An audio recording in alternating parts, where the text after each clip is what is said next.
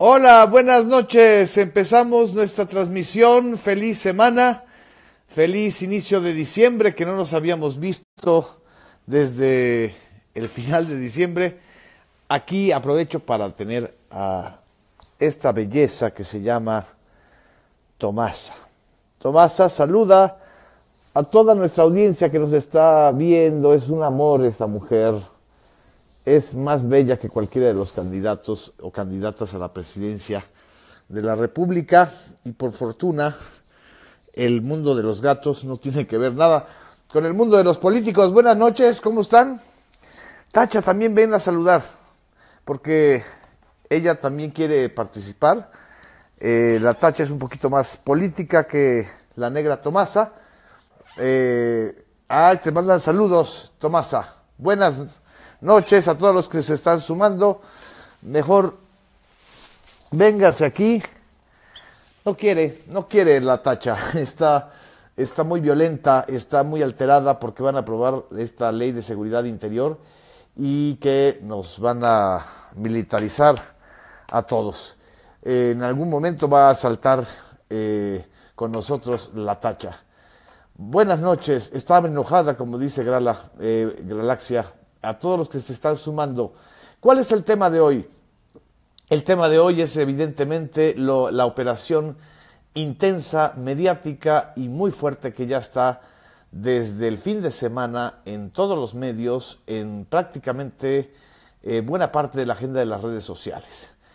Desde el destape de José Antonio Meade, este plurifuncional o plurifuncionario que ha sido secretario en 5 carteras distintas, en 2 gobiernos, que ha trabajado tanto para Vicente Fox como para Felipe Calderón y ahora como para Enrique Peña Nieto. Con Enrique Peña Nieto ha sido secretario en 3 dependencias distintas, en la Cancillería, en la Sedesol y en la Secretaría de Hacienda. Y este multichambas ahora ya resultó pues que es el candidato de la esperanza, el gran funcionario, el amable, y los matraqueros priistas, pues ahí estaban el domingo,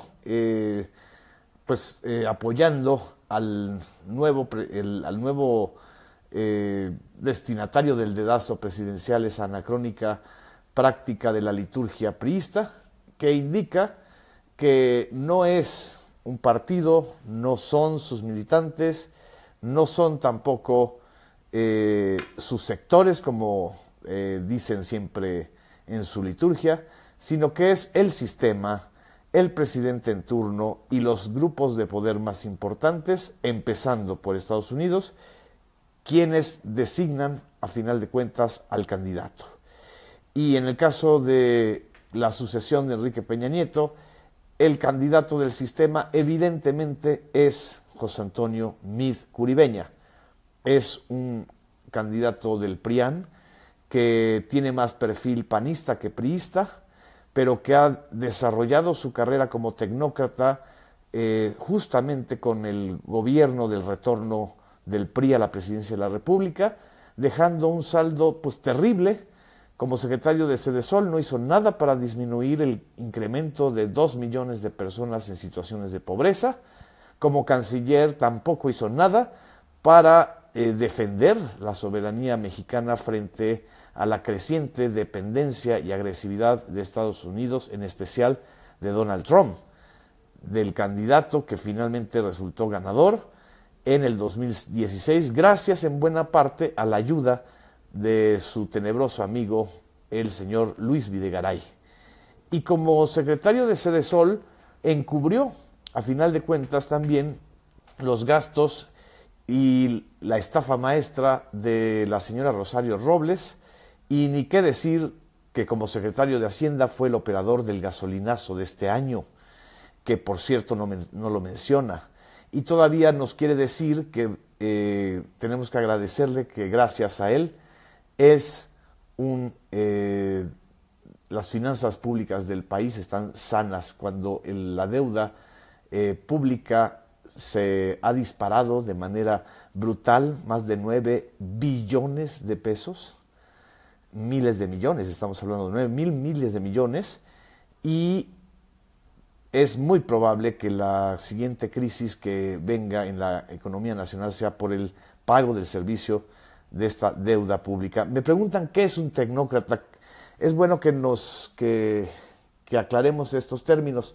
El tecnócrata es el experto en asuntos académicos o financieros y sobre todo economistas. Los tecnócratas son aquellos que sí saben cómo hacer, pues para medir los índices macroeconómicos o microeconómicos de un país, según ellos para mantener las finanzas sanas, para que no vuelva a ocurrir o para evitar desastres como los déficits que en ocasiones anteriores llevaron al país a la quiebra. Los tecnócratas siempre han sido gobernados o históricamente, digamos, los especialistas en asuntos de economía y finanzas eran funcionarios de gobiernos, de políticos que tenían una visión de Estado, que sabían que la economía no solamente era asunto de cifras, sino también de seres humanos.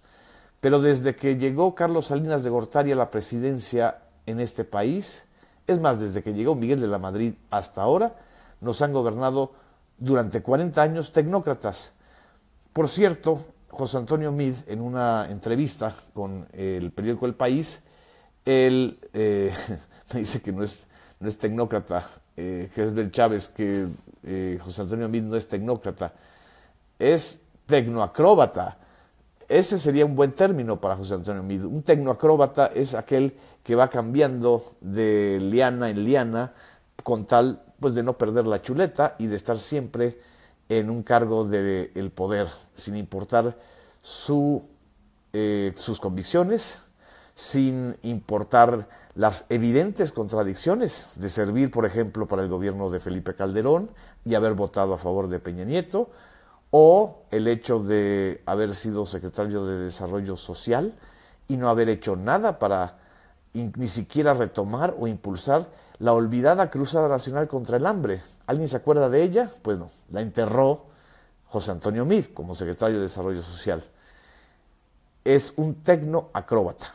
Bueno, el caso es que Meade dijo que este país no podrá funcionar con recetas antiguas, es decir, con las recetas del neopopulismo o del populismo de Andrés Manuel López Obrador, que es evidente que estos mensajes están dirigidos hacia el candidato que está de puntero en las encuestas hasta este momento, que es Andrés Manuel López Obrador, dirigente de Morena, es gobernador de la Ciudad de México, ex jefe de gobierno de la Ciudad de México.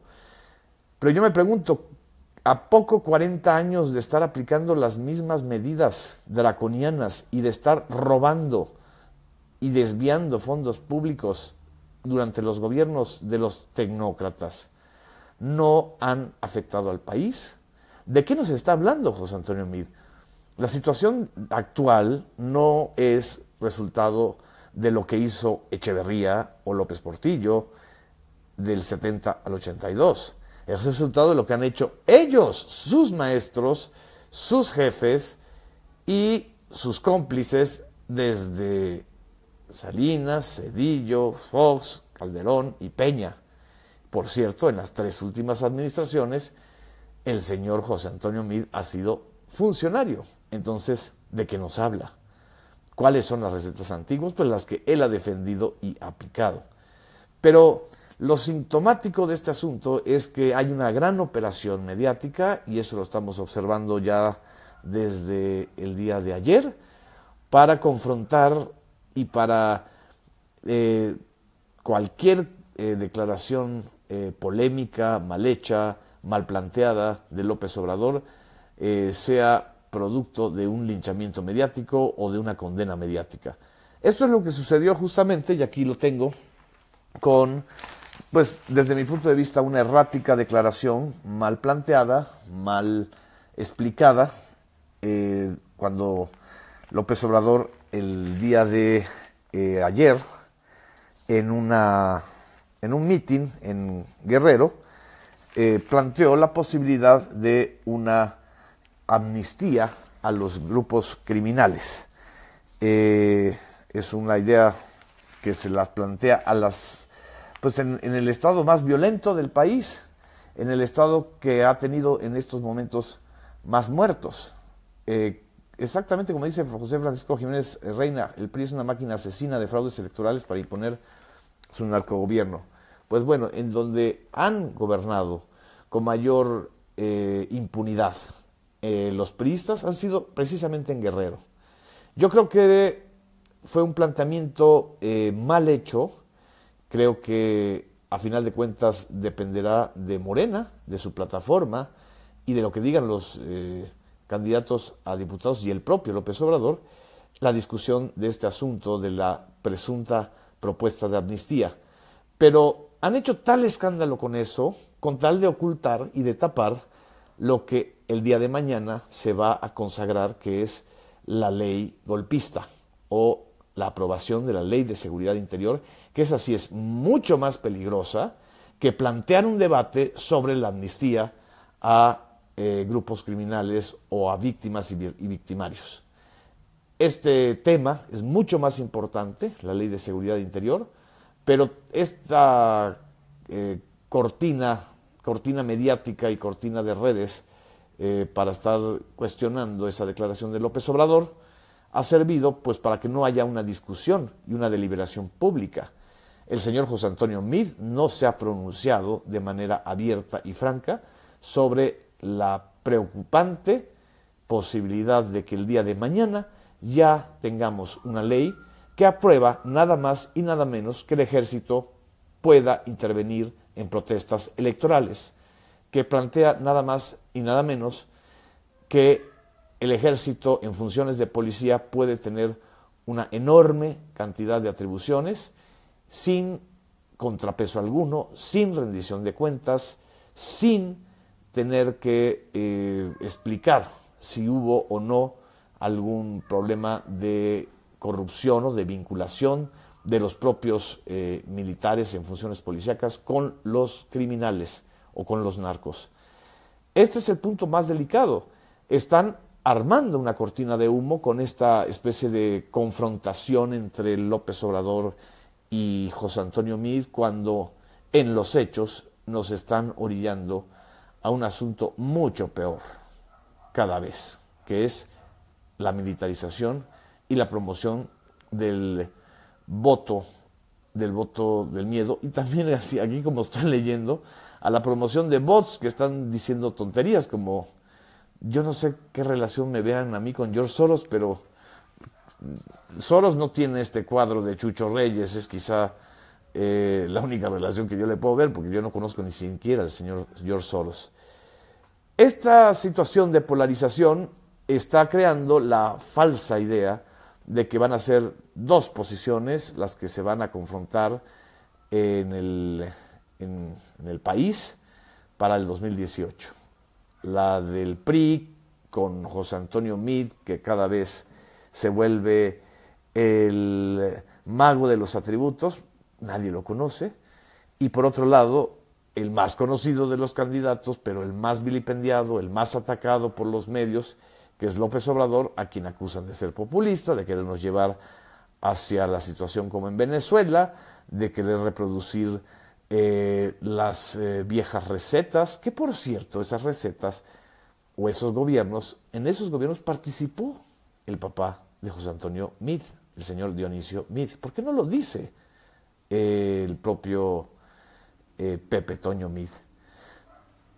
Esta idea de polarizar es el escenario hacia el cual nos quieren llevar, a una polarización entre la continuidad de la crisis y la cleptocracia, como lo estamos viendo, o la posibilidad de un cambio.